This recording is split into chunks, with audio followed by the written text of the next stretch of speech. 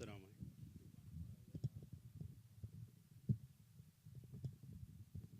إن الحمد لله نحمده تعالى ونستعينه ونستهديه ونعوذ بالله من شرور أنفسنا ومن سيئات أعمالنا. من يهده الله فلا مضل له ومن يضلل فلا هادي له. أشهد أن لا إله إلا الله وحده لا شريك له وأشهد أن سيدنا محمدا عبده ورسوله. بلغ الرسالة وأدى الأمانة ونصح الأمة وجاهد في الله حق جهاده. وارض اللهم عن الصحابة والتابعين وتابعيهم بإحسان إلى يوم الدين. Dear brothers and sisters, Assalamu alaikum wa rahmatullahi wa barakatuh.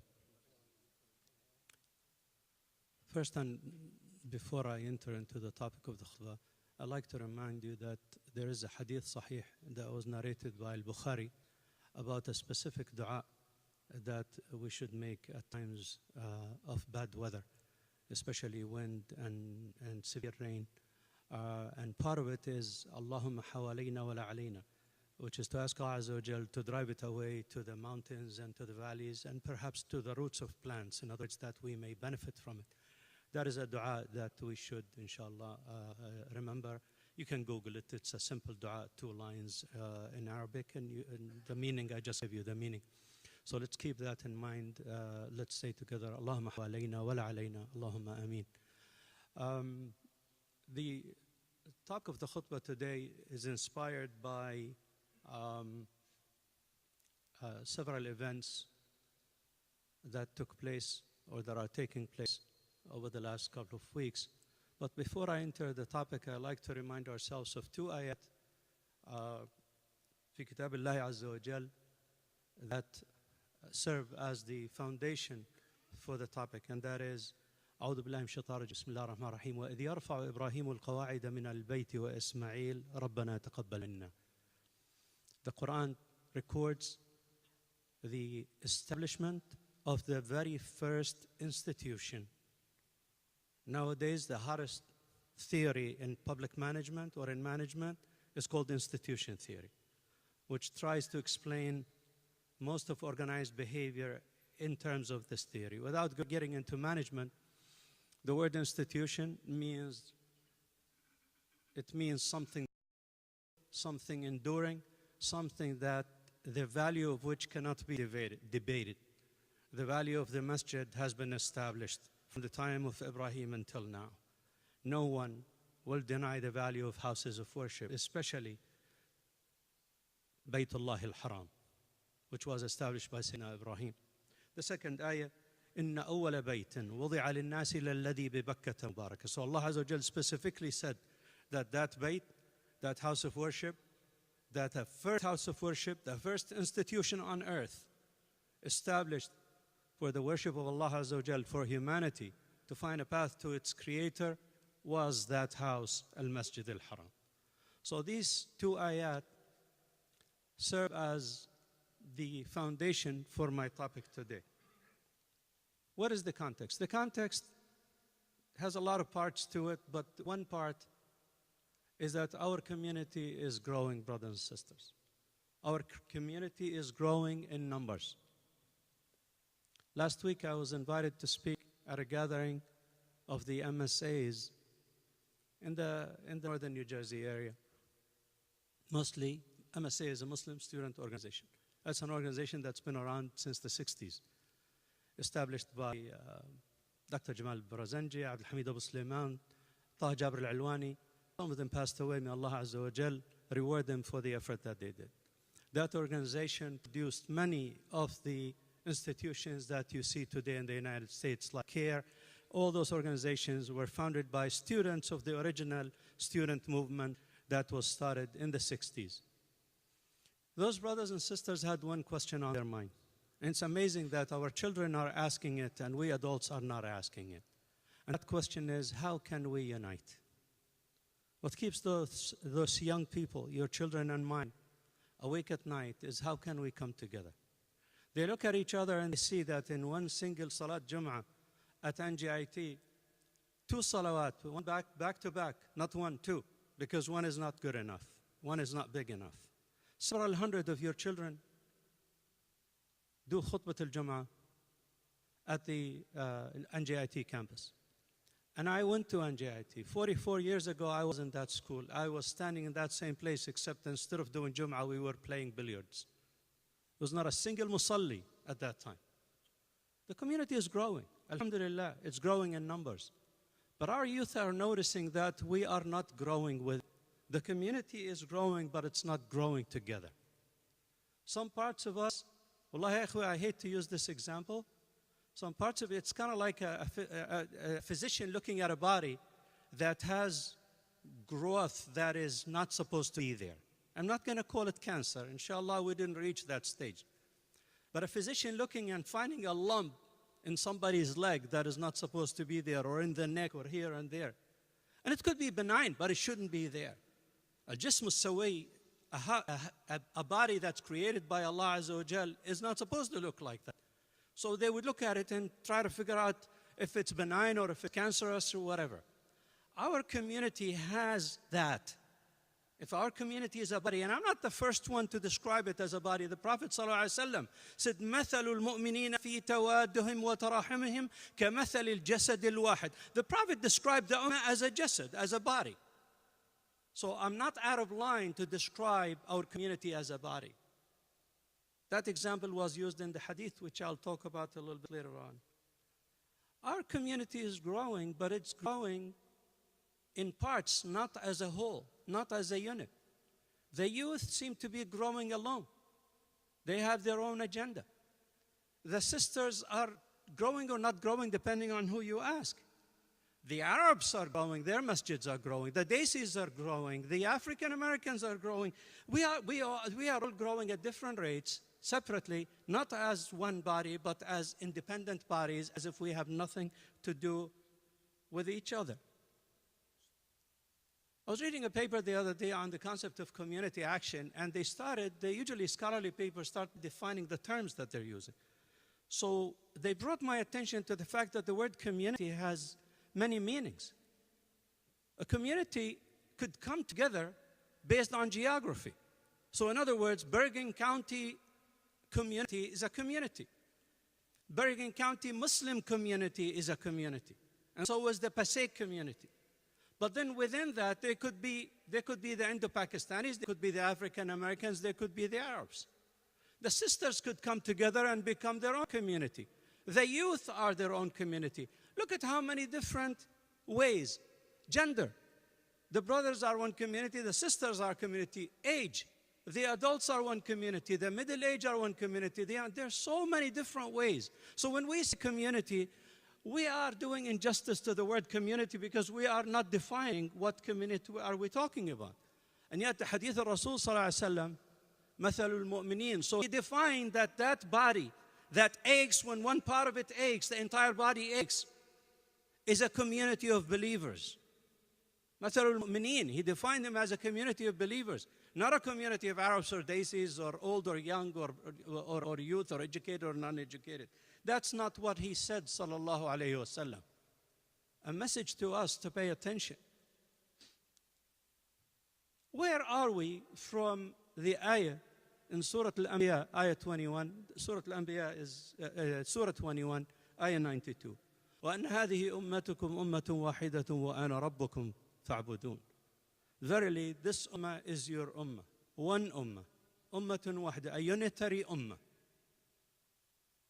وَأَنَا رَبُّكُمْ, I'm your Lord, worship me. That is a direct order to us to behave like one ummah, not to pay lip service.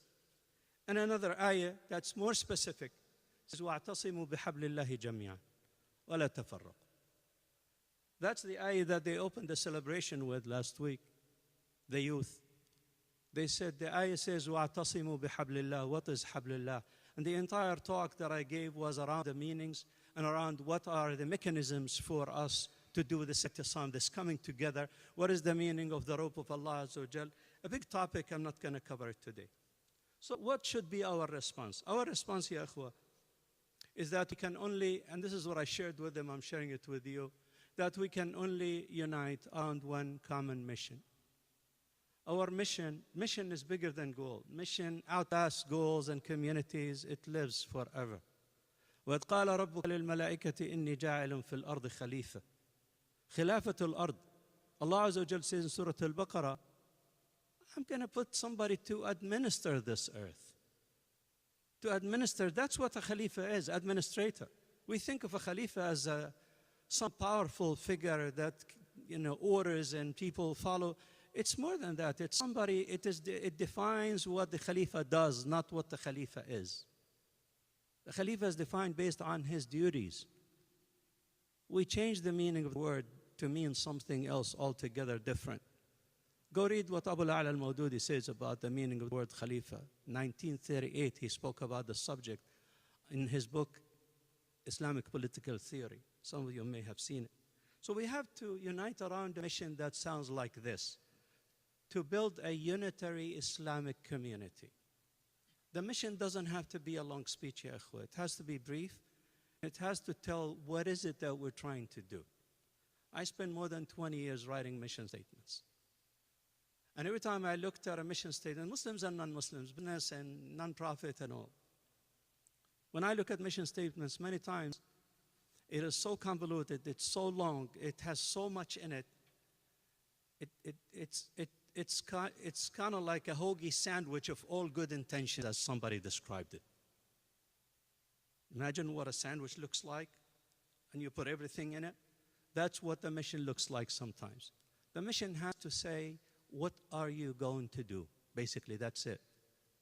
And Allah Azza wa Jal wanted us to do exactly what I described: administering our environment, being in charge of it, including ourselves, our children, our families, our homes, our businesses, our neighbors, all of that. That should be our mission. So to build one single Islamic, unitary Islamic community, that should be our mission. But that's not exciting. The reason why people follow the mission statement with a vision statement, the purpose of a vision statement is to create a picture of what the world looks like when your mission has been accomplished. This is something a lot of people don't realize. They write a vision that sounds exactly like the mission. It's like the mission expanded, added a few words. No, the vision is when the Quran talks about Al-Jannah. When the Quran describes Al-Jannah, the Quran is not describing what we are going to do. It's describing what is going to happen to us if we do what we're supposed to do. When we accomplish our mission of doing the duty of Allah on earth, taking care of ourselves and our neighbors and the needy and all these things that Allah wants us to do, the vision describes the reward from Allah on the Day of Judgment. So the vision is about what happens when you accomplish your mission, when you accomplish your mission.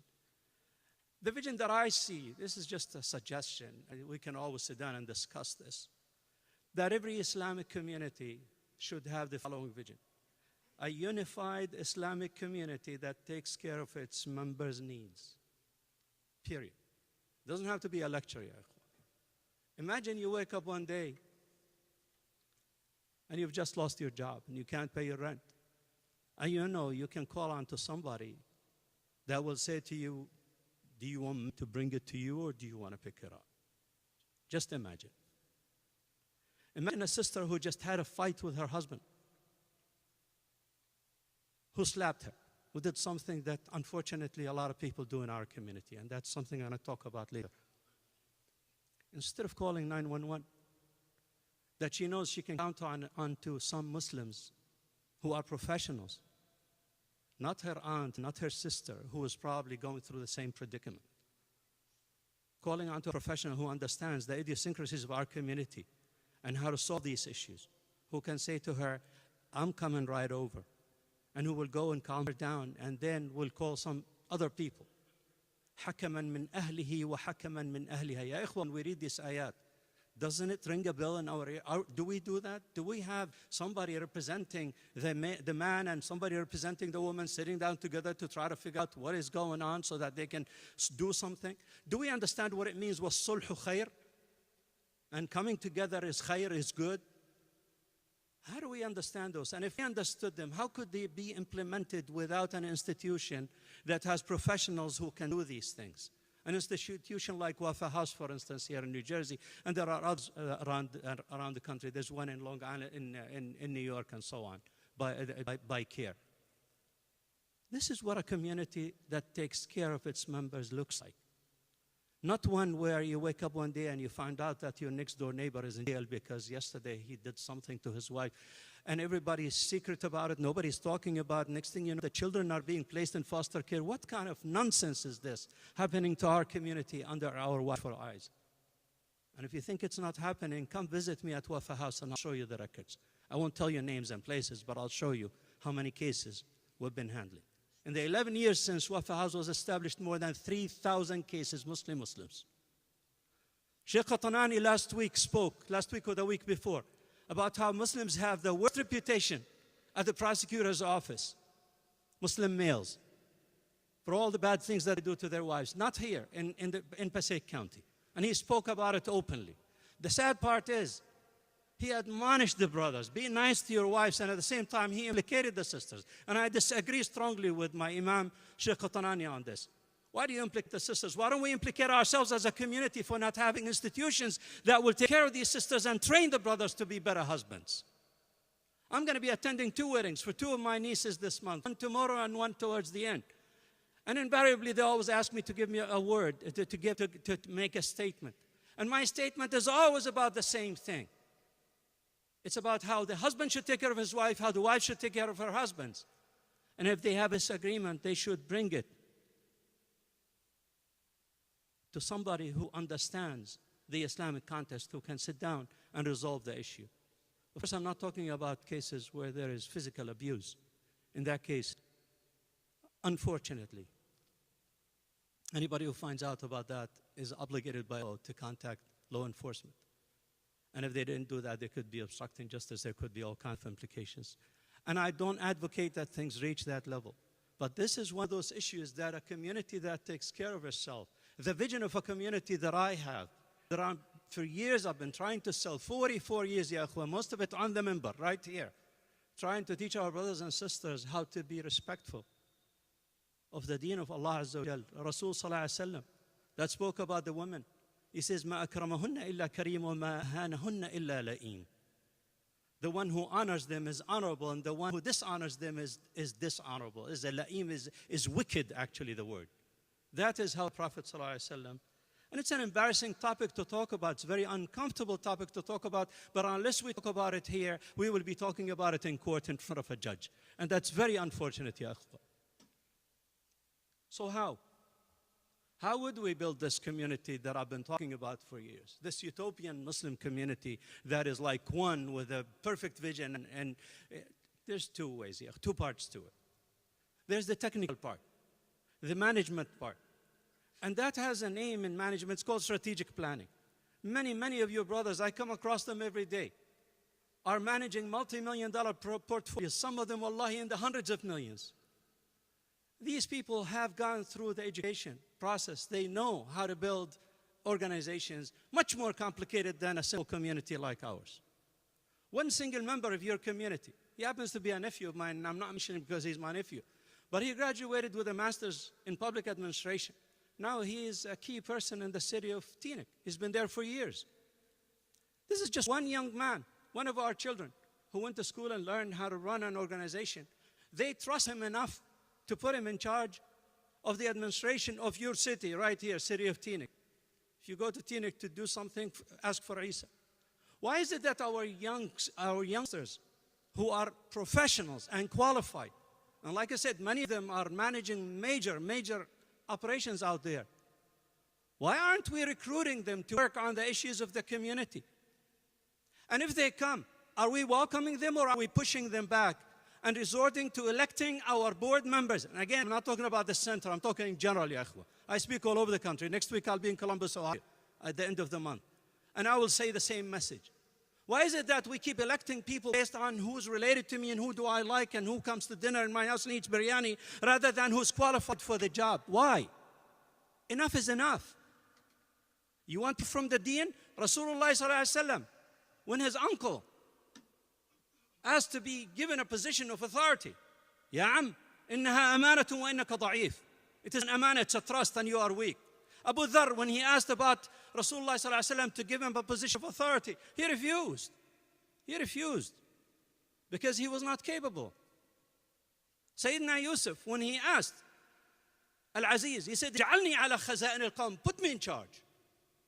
Inni hafidhun alim. He put his qualifications immediately after that.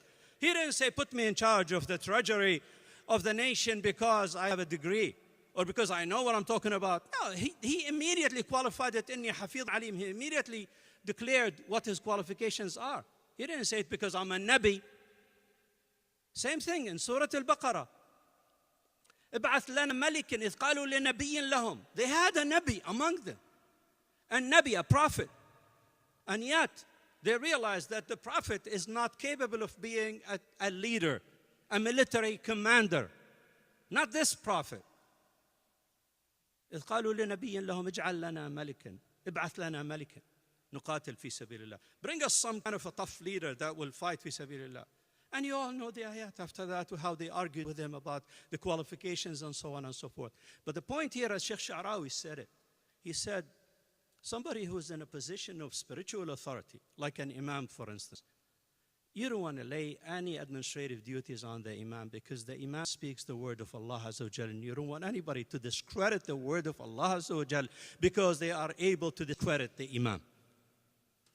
And yet we have imams around the country who don't know any better, who are asking to be executive directors of their centers. وَلَا حَوْلَ وَلَا قُوَّةَ إِلَّا بِاللَّهِ. Why would you want to do that? The Quran doesn't put being executive director as one of your duties as an imam. You are supposed to be a spiritual leader that drives people towards the second part of this equation. The first part, as I said, is technical. Technical means the problem is known and the solution is known. All we need is resources and leadership and some management, technical ability to bring it together. That's all it means. And there are a lot of our brothers right here sitting in front of me. I can pick them out one by one who are able to do that. The part that is missing is the spiritual part, is the emotional part. The part where we need to love and like the idea more than to understand the idea. There are many, many people, ya ikhwa, that when you explain an idea to them, they'll shake their head and say, I agree with you. I think this is what we ought to do. But then deep in their heart, when they, behind your back, they whisper and say, this will never work. And they won't support it. I'll give you an example that I mentioned before, and I'll mention it again. And there's no harm in learning from others. Rasul Sallallahu Alaihi Wasallam says, Al-hikmatu dallatul mu'min. Wisdom is to be sought after by the believers. Anna wajadaha fahu ahaqqun nasi biha. Wherever he finds it, he is the most deserving of it. He should hold on to it. That's basically the foundation of the whole learning process. The Jewish community in this country, in the 60s, they realized that they are growing, just like we are growing. And they realized that in every community, there's going to be synagogues. There's going to be liberal and conservative and Hasidic, and there's going to be yeshivas, and there's going to be all kinds of organizations. They came together and they said, who's going to support what? If in one community, like Boston or New York or Kansas, in this case it was Kansas and Boston, they started in the mid-60s, around 63. They said, if we allowed each organization to fundraise on its own, we will have cost of fundraising, which let's say 20%. Eating from every single fundraising for every single center, that's a lot of money. So they agreed on a concept that since then has helped them become one of, if not the most powerful community in this country. The concept is called the federation concept. And those of you who understand management know what it means, or who are lawyers. Simply put, that their organizations in Boston and in Kansas agreed to establish a federation in each major city. A federation, an organization that is run by representatives from all the existing organizations. So Dar al-Islah will have representatives, and ICPC would have representatives, and North Bergen and so on. And that would be a board. And this board will go out and collect donations from the community in the name of all the communities instead of each one doing it on its own.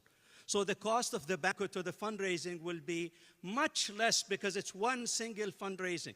You may not even need a fundraising because if I'm a member of the community and if annually I give $10,000, instead of splitting it among 10 organizations, and instead of going to 10 different fundraisings, now I write one single check to people that I trust.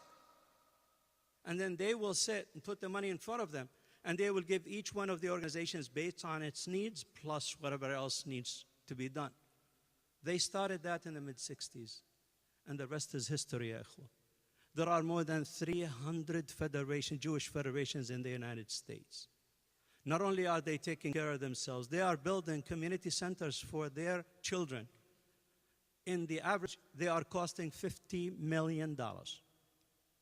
They didn't start there. They started more than 30 years ago building Jewish community centers for their children. There's more than 50 of them in the New York area that they are selling right now. We tried to buy one of them here in Bergen County and we couldn't. $9 million. They're selling the used ones, dilapidated ones that are no longer good enough for their children. They're selling it for $10 million on average.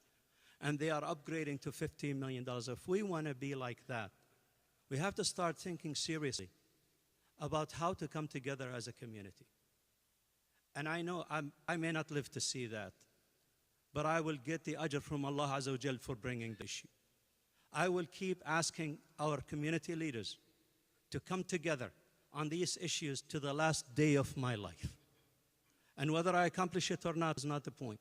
Allah Azza wa Jal rewards us for our intentions more than for our actions. I may not live to see that day when Muslims are united and raising their funds together, just like Sunduq al-Zakah in the time of the Prophet ﷺ. Ya ikhwan, Muslim countries, they have one single zakah box. And if it wasn't for the corrupt leadership that we have in our Muslim countries, that money would be sufficient for all the Muslims all over the world, and there would be more. At the time, for Umar ibn Abdul Aziz, he couldn't find anybody to take zakah. He said, buy grain and throw it on top of the mountains so that the birds can eat. That's what Umar ibn Abdul Aziz did. And he said, we don't want the world to think that birds are hungry in Muslim land. He was worried about birds not eating. Nowadays, we have thousands of people, 400,000 people, dying of hunger, being bombed every single day in East Ghouta that you've been hearing about. And our Muslim brothers and sisters are watching. Same thing is happening in Yemen. 27 million people are dying under amazing conditions from cholera and everything else. You see what's happening all over the Muslim world, and we are unable to do anything about it.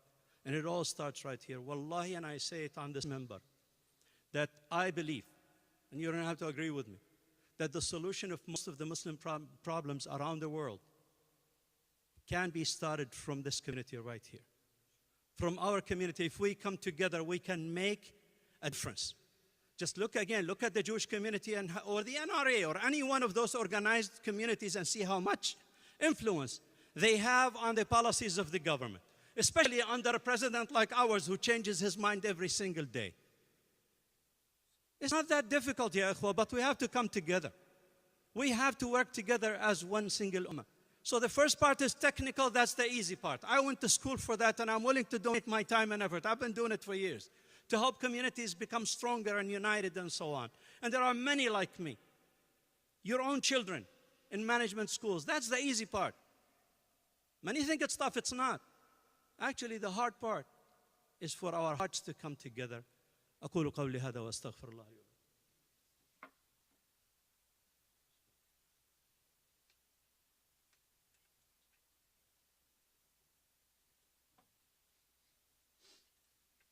الحمد لله والصلاة والسلام على رسول الله وعلى آله وصحبه من والاه. I end by reminding you of the hadith of Rasul sallallahu alayhi wasallam, in which he says, مثل المؤمنين في توادهم وتراحمهم كمثل الجسد الواحد. The example of a believing ummah is like the example of a body, that when one part of it aches, the rest of the body stays up with fever in reaction to it. Muhammad Ratib al-Nabilsi, may Allah Azza wa Jal give him good health, and he said in his comment on this hadith, he said, if this is not describing who we are, it is at least a goal we can strive for. Otherwise, the hadith is useless. وحاشا لله that the hadith of Rasulullah sallallahu alaihi wasallam is useless, especially when it's narrated by Al-Bukhari عن النعمان ibn Bashir radiyallahu anhu. When you hear a hadith da'if, you say, well, you know, it's a hadith da'if, it has no value. But when you hear a hadith that was narrated by Al-Bukhari, hadith sahih, that Allah Azza wa Jal wants to make sure that every one of us hears. Narrated by Al-Bukhari عن الصحابي الجليل النعمان ibn Bashir, that says we should be like one body. If we're not, according to Muhammad Ratib al-Nalsi, at least it's a goal we can strive for. So in conclusion, ya akhwa, I want to bring your attention to a couple of projects where we can become practical, because as you know me, I don't like to talk about theoretical issues. I have no time for that. I'm too old to be talking about theory. I want to talk about what we can do right now, today, right now. There are two projects that the community should support. One of them is Fusion. Fusion is a project that your brothers from this community took the lead on, spent hundreds of thousands of their own money. It's a community center that will be right here in Paramus, and it's a church that they are buying. The process is ongoing. They so far raised about 550,000 of the first down payment of 750. They need about another 200,000 to close. And they're getting financing from Ijara, which is an Islamic organization. Total project is going to cost $3.5 million. $3.5 million. Ya ikhwa, again, the Jewish community is building $50 million centers. $3.5 million for a community like others. I enter some of our brothers' homes that cost more than that. I know, I spent 27 years in real estate. I can look at a house, I can take a glance at a house in any town around the country and very much tell you what it's worth within 5 to 10%. Our own brothers, and may Allah give them barakah in their homes. I'm not saying anything about that. I'm not judging. What I'm saying is a community that has members who have the ability to live in homes that cost millions of dollars, why aren't our community centers reflecting that? Especially if it's going to serve our own children and grandchildren. So that's the first project. I want you to pay attention to it, and I want you to support it if you haven't already done that. The second project is a lot smaller than that, and that's the organization I mentioned earlier. It's called Wafa House. I am a board member as a matter of disclosure, so I have to tell you that. I've been on its board for 3 years now. This organization has served more than 3,000 families. And it started out as a domestic violence organization, domestic violence prevention, that used to counsel the sister on what to do when they are abused. Over the years, it evolved. It evolved into an organization that acquired the technical skills. Dr. Jadoon, who is the lead clinical psychologist, has a PhD and several masters in this topic. She's one of your sisters.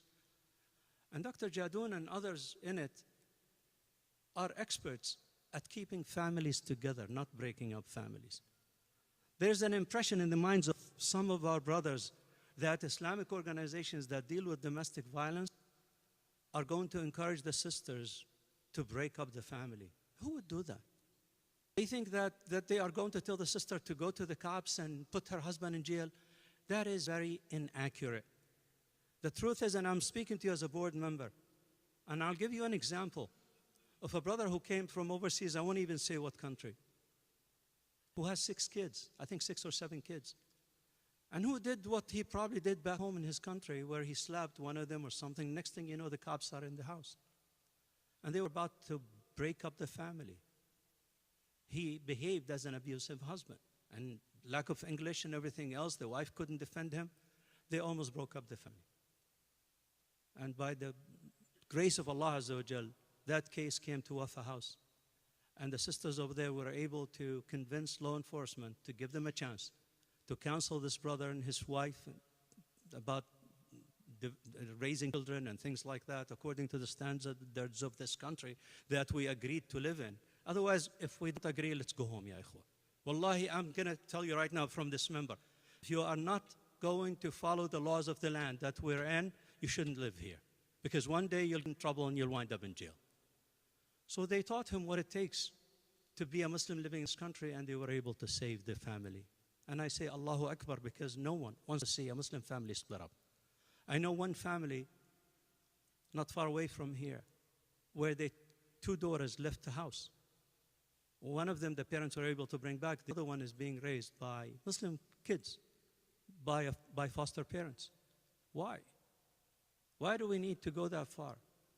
So I urge you, there is a fundraising going on for Wafa House on Sunday.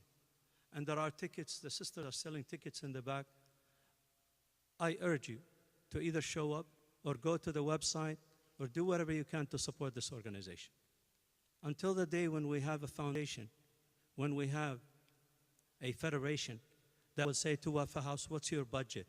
And when Wafa House says our budget is 250,000, they'll simply write a check and say, take care of your business. Right now, we're collecting money from the government, from donations, from Avon, from Verizon. Anybody that gives money, we are collecting them 100,000 here and 50,000 there and 10,000 there. That's our organization. These are our daughters. These are our sons that we're trying to save from going to jail. So these are the two practical steps. Other than that, I ask you to pray to Allah Azza wa Jal to protect and save this community and to help us accomplish the duty of Khilafah as Allah Azza wa Jal wanted us to do. أقول قولي هذا وأستغفر الله لي ولكم فيا فوز المستغفرين استغفر الله والسلام عليكم ورحمة الله وبركاته.